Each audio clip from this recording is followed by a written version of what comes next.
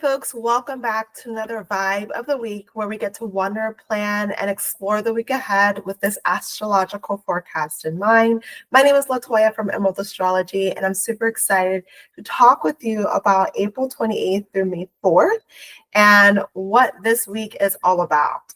So this week can be very inspiring, empowering, and also reflective, or giving room for reflection. We have Venus back in Aries, Mars out of shadow, and Pluto stationing retrograde. So I'm going to go ahead and pull an oracle card from my Lightworker deck to get the divine message overall that can support us throughout this week. So this is going to be for our highest good, tapping into our spirit team, seeing what they would like to tell us. So the card I pulled today for this week is Life Path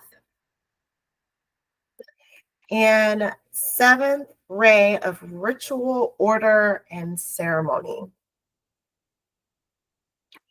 So we have two cards for this week. And I'm just going to read the little bit that talks about this. So the Life Path one. Do you wonder about your divine life path and purpose? You have been enrolled in spiritual training. This training might be obvious in the form of a course you are undertaking or hidden in a life lesson that is currently triggering your healing, learning, or growth. Whether it is obvious or not, successfully completing this training will empower you to fulfill your divine purpose this lifetime. Further clarity will be revealed to you. The universe promises that you shall know what you need at the perfect time and in a way that you cannot miss. So it seems like, yeah, our path is opening up a little bit. We're getting some clarity around what our purpose is in this moment now. So that's wonderful. And then this one is a Seventh Ray Ritual of Order and Ceremony.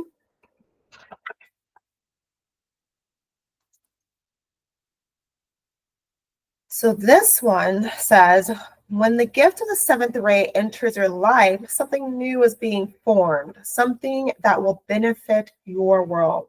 There may be an increased interest in magic, ceremony, and ritual for healing purposes, resonating with high frequency violet light and the archangel Zadkiel. I think it's Zadkiel. The seventh ray also helps transmute energy from lower to higher frequency. It is a spiritual cleansing agent that allows the truth of spiritual freedom, empowerment, and choice to be seen and felt, restoring hope and joy to the heart. So, hey, we're in for a very good week. And if you want to hear more of the astrology side of this week, keep watching this video.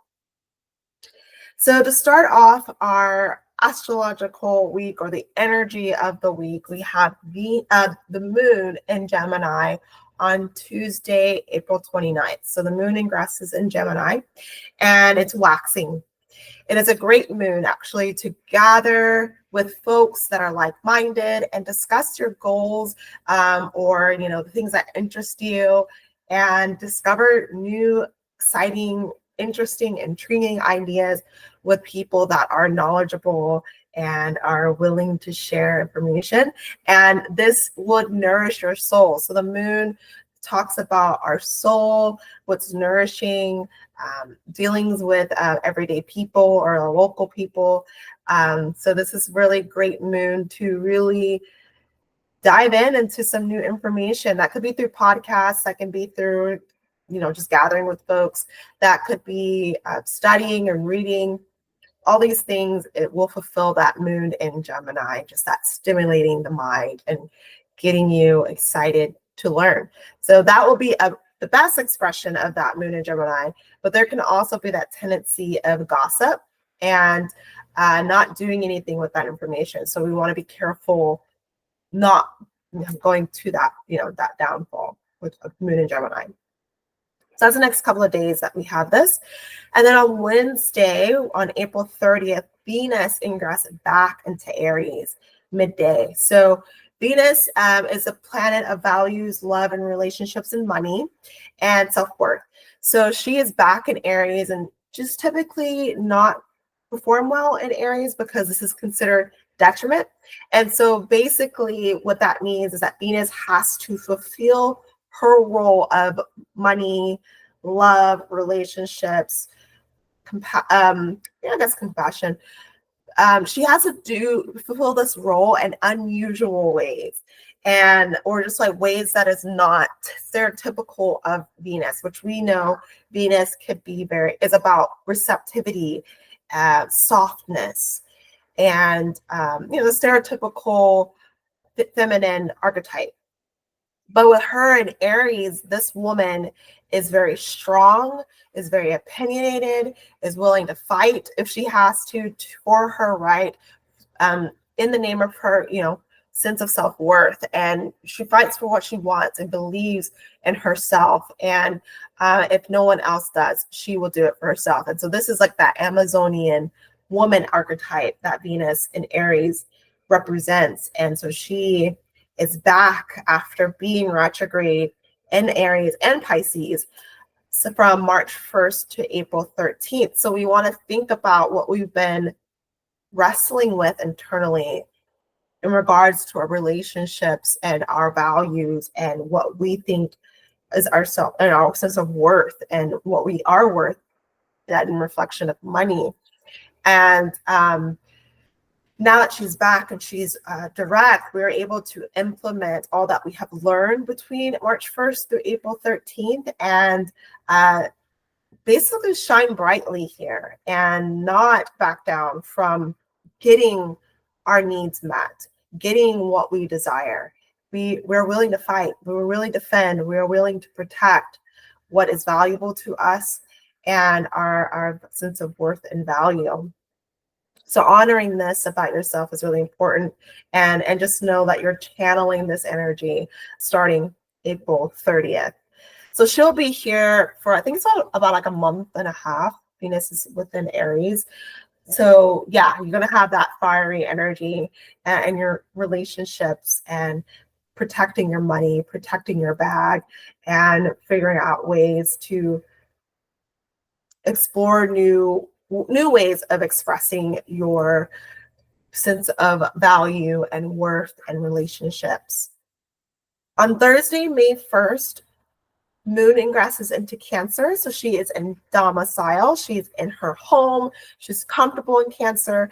And so I usually like to tell my clients around this time with Moon in Cancer for the next couple of days. This is a wonderful time to slow down, take care of your body, especially with her waxing. This is a great time to take care of your family, just kind of reconnect with them again, and just take things really slow. Moon in Cancer really can fill our cups after we are used to taking care of other people or just taking care of other things and forgetting ourselves in the process. So she brings that natural balance back while Moon is in her sign, Cancer. Moving on to Friday, May 2nd, Mars is out of shadow, 6 degrees in Leo. So Mars was retrograde in Leo and then Cancer between December 6th of last year, 2024, till February 23rd of this year, 2025. And so now that he is out of that retrograde period in shadow, we are now able to fully integrate with those lessons we have learned between those dates that I mentioned and get some quick feedback here. So Mars and Leo, it is time to shine. It's time to show up for your passions and your interest and be seen for your skills and your talents and doing more of that, investing more of your energy into that area of your life. And then on the same day, we have Venus conjunct Neptune, 1 degrees in Aries. And so here, Venus is representing like new inspiring love, new creativity or creative spark, whatever it is that you're want to put your creativity towards. Maybe even lovely interactions that are new and then bring a sense of oneness, like we're all connected and together. And or it could be very confusing relationship love situations, especially with it being in Aries, because again, Venus in Aries has to perform her duties in unusual ways. And so with it being with Neptune, Neptune has that tendency to dissolve boundaries and confusing what's yours, what's theirs. And so when you're in new territory, let's say you are in new lands, in your foreign lands, and people speak different languages, their body language is even different and than what you're used to, things can be kind of confusing, and you're having to, my suggestion is to slow down and to question what you see and not take things to heart or so seriously, because there's so much more there than what is being presented initially. So just use this day as a window of use of imagination, or open up to your imagination. Saturday, May 3rd, we have Moon ingress in Leo, and this is a great moon to own who you are and your creativity, your skills, your talents, and let yourself shine. Let yourself be seen. People might want to acknowledge what you have accomplished and what you've done, and just say thank you. Thanks for seeing me. I appreciate you. There's no need to make excuses or have this big story around, why or how you did it. Simple thank you for acknowledging your abilities, your skills, or your presence. Your presence simply could be just so healing to people, and it's a gift. It's a gift. And then on Sunday, May 4th, we have Pluto stationing retrograde at 3 degrees Aquarius. Now, he will stay in Aquarius. He won't go back into Capricorn, because he's done being there in our lifetime. So Pluto being retrograde in Aquarius, this is for like the rest of the year. Pluto being here, this is a great reflections on your use of power in regards to being in community, technology, the collective, how you think about the collective, different ideologies, and how people that are associated with different ideologies, or just like your thoughts on progressions on humanity. And so we want to think about how we are using our personal power in regards to these things. How are we showing up here? Do we feel like we have some more shadow work to do about and around these areas? I know for me, like being okay with AI being more front and center in our lives is something that I have to come into agreement, I guess, or acceptance, that this is just the way that our world is turning, and it's definitely uncomfortable, but it can also be a very exciting time, and it's time to just start to work with it and hope that humanity will live with this progression, or we're allowing the higher order to happen, and it's all for good for everyone. That's for me, at least. That's the shadow work I know I have to do.